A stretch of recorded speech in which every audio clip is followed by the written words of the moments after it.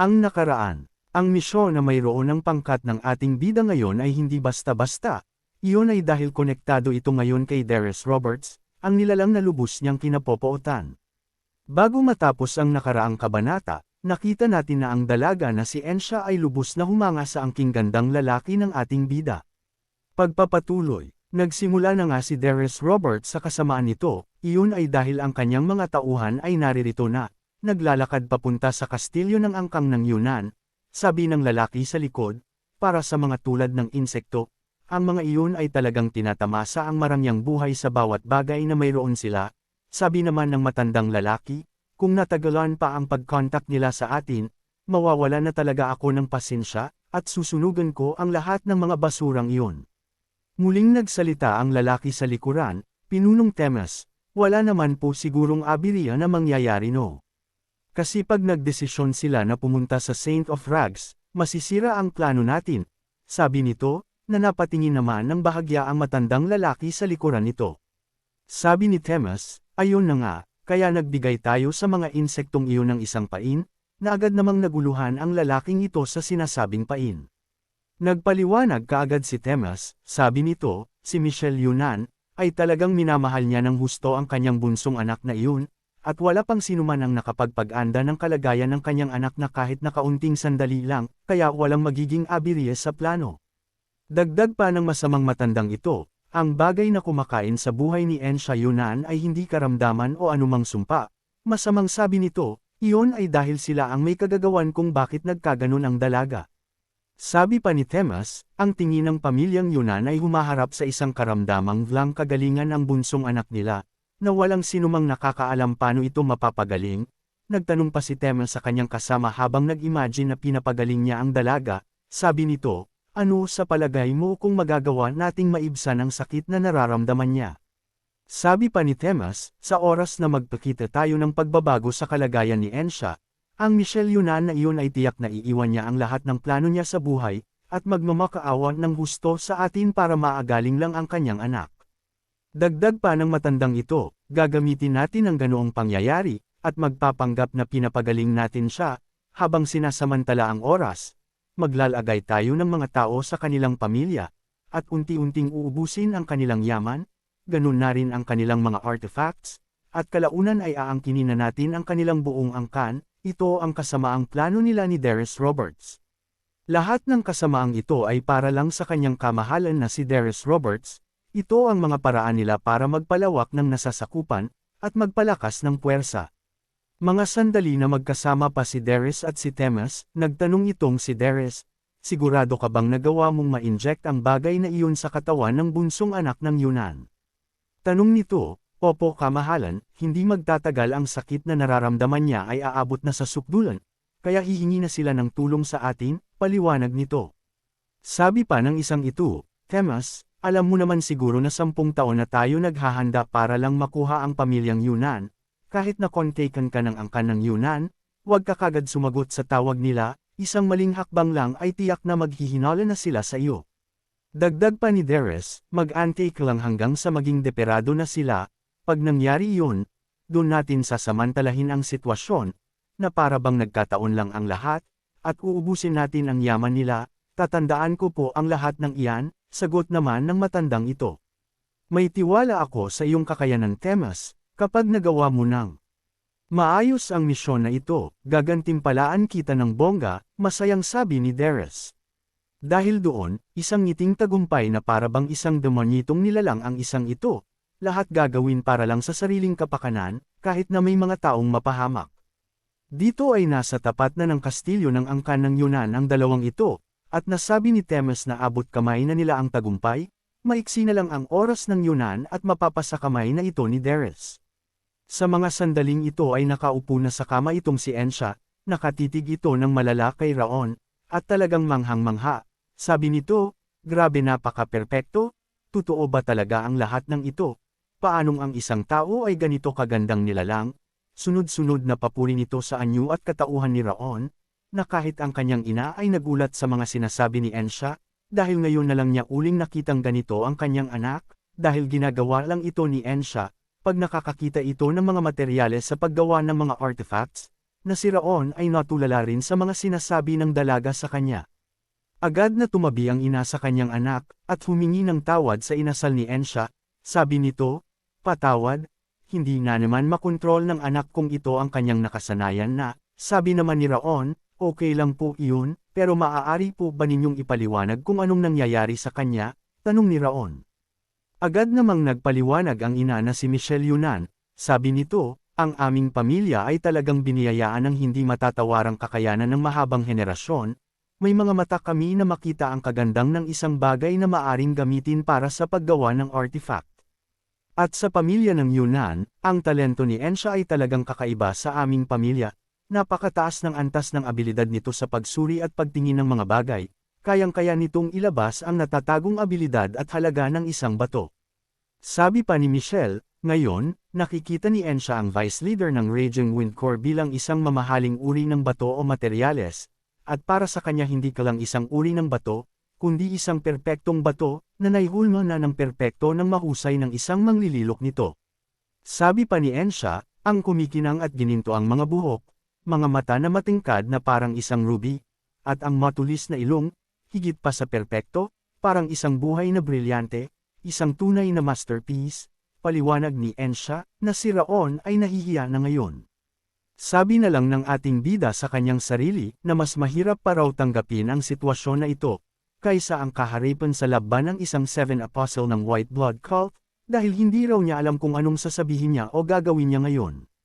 Agad namang lumabas si Wrath sa tabi ng ating bida, nakakatawa naman ito, namamangha siya sa kaawa-awang nilalang na ito, kung magagawa ko lang sanang ipakita ang pinakarurok ng kagandahang nilalang ko, pahiram ako saglit ng katawan mo at ipapakita ko sa kanya ang totoong magandang nilalang.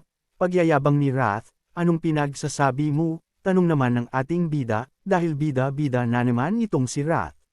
Sabi ni Wrath, "Pag nakita kasi niya ang aking kagandahan, tiyak na mawawala ng malay ang batang iyan." Sabi nito, "Ang ingay mo Wrath, manahimik ka nga." Na si Ensha naman ay nakatingin lang sa ating bida ngayon na talagang nahuhumaling sa gandang nilalang ni Raon. Sabi nito, "Napaka-perpekto talaga, ikaw ang definition ng pagiging perpekto," sabi ng dalaga, na kinainis ng husto ni Wrath. Kaya lang, maya-maya ay bumalik na sa katinoan ng dalagang ito, at nagulat sa mga pinagsasabi niya. "Ano ba naman iyan? Ano ang pinagsasabi ko?" Pagkagulat nito. "Ina, sino po ang mga taong ito?" Tanong ni Ensha. Sabi naman ni Michelle, "Ang mga iyan ay mga swordsman ng angkan ng Zigheart, na naparito para samahan ka papunta ng Letran. Kilala mo na di ba ang head ng Heavenly Sword Order?" Ang batang lalaki naman na iyan, ay si Lord Raon, siya ang Vice Lord ng Raging Wind Corps. Dagdag pa ni Michelle, "Alam ko na hindi madali ng gamutan para sa iyo, pero pwede bang magbakas sakali pa tayo? Tiyak na may mahahanap tayong paraan para mapagaling ka pa sa pagkakataong ito." Nakangiting sabi nito. Nagtanong naman ang dalagang ito, "Kung ganun po, pupunta po ba ako sa Letran kasama si Lord Raon? Sasamahan ba niya ako?" Tanong nito. "Oo anak," sagot naman ng ina ni Ensha. Agad namang nilingan ng dalaga ang isang direksyon kung saan naruroon ang ibang mga kasama ng ating bida. Dito nga ay nakita niya itong sila Martha, Bern, Runan, at ang dalawang nasa likuran na parehas na tinakpan ang mga mata. Dahil doon, agad na lumakas ang loob ng dalagang ito, dahil nakita niya na magagandang uri rin ng mga materyales ang mga kasamahan ni Raon. "Ina, pupunta ako ng Letran, magpapagamot po ako," masiglang sabi nito. "Talaga ba anak?" Nagugulat na sagot ni Michelle. Sabay turo pa ni Ensha, "Pupunta ako ng Letran, pero dapat kasama ko si Lord Raon." Turo nito sa ating bida, na si Raon ay hindi talaga makapagsalita sa mga salitang lumalabas sa bibig ng dalaga. Ang lalaking may orange na buhok ay parang nanghihina ngayon, sabi nito, "Akit pakiramdam ko mamamatay ako ngayon." Ganun rin ang pakiramdam ni Dorian, sabi nito, "Hindi ko alam kung malamig pa rin ba ang sapa sa likuran ng kastilyong ito, gusto kong magloblob ngayon roon." Agad namang nagpakita ng pagbati at paggalang si Raon, sabi nito, "Bago po ako umalis ngayon rito, maaari ko po bang suriin ang iyong pulso?" Binibining Ensha. Tanong ni Raon, "Sige lang ikaw ang bahala, gawin mo ang gusto mong gawin sa akin," nakangiting sabi nito. Nagtaka naman kaagad itong si Cheryl, lumapit ito sa ating bida, "Vice Lord Raon, marunong rin kayo magsuri ng pulso ng isang ta. Sabi naman ng ating habang pinapakiramdaman nito ang pulso ng dalaga. Nag-aral ako ng medical theory na natutunan ng aking ina kay Lord Frederick, at tinuruan rin niya ako ng mag-ale bagay. Dito ay napatingin ng malapitan si Cheryl sa ginagawa ni Raon, at nagulat rin ito, na tinuruan ni Sylvia ang kanyang anak, na si Raon naman ngayon ay kinakabahan sa mga paghihinala ni Cheryl. Dito ay agad na pumikit si Raon, pinapanipis niya ng husto ang kanyang aura, para hindi masaktan si Ensha sa pagsuri niya sa loob ng katawan ng dalaga gamit ang kanyang aura, at gagamitin rin niya ang Glacia. Ang lakas ng pakiramdam nito, na ipadala ito sa mana circuit ni Ensha, para makita ang pinagmamulan ng sakit ng dalaga. Dito nga ay parang scanner ang aura ng ating bida, kitang-kita nito ngayon ang kalagayan ng dalaga, at nakita niya na talagang malala ang lagay nito. Ang mana circuit ng dalaga ay talagang naging makitid ng husto na parang hibla na lamang ng isang buhok, at ang energy core pa ng dalaga ay kaunti na lang ay malulusaw na ng tuluyan. Isang mirakulo na raw ngayon na nagagawa pang matagalan ito ni Ensha ang sakit na nararamdaman niya ngayon. Alam ni Raon na hindi sakit o karamdaman ang mayroon ng dalagang ito, alam niya na may kung anong bagay ang siyang nagsasanhi ng nararamdamang sakit ng dalaga. Patuloy na ginagalugad ni Raon ang buong katawan ng dalaga gamit ang kanyang aura, hinahanap kung saan nagmamula ang sakit. At dito ay may nakita na isang nakakagulat na bagay si Raon, isang hellworm. Alam ni Raon ang bagay na ito, hindi siya maaaring magkamali sa bagay na ito. Kaya dito ay nagulat ng husto ang ating bida, paanong nagkaroon ng hellworm ang katawan ni Ensha, nakakadelikado ng nilalang na iyon. Ang hellworm ay inilalagay malapit sa ulo ng tao, halos katulad ito ng rage worm na nilagay naman sa puso ng ating bida noong kanyang unang buhay. Akala ni Raon ay hindi na tinuloy ni Darius ang eksperimentong ito, dahil malala ang epekto nito sa tao, dahil hindi lang sakit ng pakiramdam ang dulot nito, dahil agarang namamatay ang taong napapasukan ng hellworm, pero ngayong buhay pa ng matagal na taon si Ensha, ibig sabihin nagtagumpay sila Darius sa eksperimento nila. Dahil doon, muli na namang nag-ala ang puot at galit sa puso ng ating bida kay Darius. Mga walang hiya talaga kayo, sabi ni Raon sa kanyang sarili. Nakatingin ngayon si Raon sa kaawa-awang dalagang ito, kaya ni Raon na kunin ang hellworm gamit ang kanyang aura, kaya lang sa kasalukuyang katawan ng dalaga, hindi niya kakayanin ang sakit, at baka ikamite ito ng dalaga, magagawa lang ni Raon ang gamutan kung magagawa ni Lord Frederick na pagandahin ang pisikal na kondisyon ni Ensha. Kaya ngayon, ang plano ni Raon ay takutin ang hellworm na ito sa katawan ng dalaga, gamit ang Glacia ni Raon, para magpatuloy ito sa paggalaw sa loob, at hindi kainin o pinsalin pa ng tuluyan ang katawan ng dalaga, na ngayon nga ay natakot ito. Dito ay tapos na Raon sa ginagawa niya sa dalaga, sabi nito, patawad kung bahagyang nasaktan ka sa ginawa ko, pero kamusta ngayon, nabawasan na ba kahit papano ang sakit? Nakangiting tanong nito, na dito naman ay nagulat ang dalagang ito sa kanyang pakiramdam. Masayang nagsabi si Ensha sa kanyang ina na nabawasan na raw ang sakit na nararamdaman niya ngayon, hindi na tulad ng una, kaya masayang-masaya na hindi makapaniwala si Michelle sa kanyang nabalitaan, dahil walang sinumang nakagawa nito sa kanyang anak. Gulat naman si Cheryl, anong kababalaghan ang ginawa mo? Tanong nito sa ating bida, sabi naman ng ating bida, may kung anong bagay na malapit sa kanyang ulo na naglalabas ng matinding init, hindi ko magagawa itong alisin ngayon dahil mahina sobra ang kanyang katawan, kaya kailangan muna siyang dahil kay Saint of Rags para gumanda ang kanyang pangangatawan. Dagdag pa ni Raon, sa oras raw na bumuti ang lakas ng dalaga, magagawa na ng ating bida na pagalingan ng tuluyan ang dalagang ito, na dito ay bumilis ang tibok ng puso ng babaeng ito, bubuti ang kalagayan ko. Tanong nito, dahil doon, agad itong lumingon sa anyang ina, gusto ko pong pumunta ngayon ng Letran, hiling nito kay Michelle. Ayoko na pong mamatay, gusto ko na po uling mabuhay, at gumawa ng mga artifacts gamit ang mga kamay na ito, kaya tuwang-tuwa ngayon ang ina ni Ensha.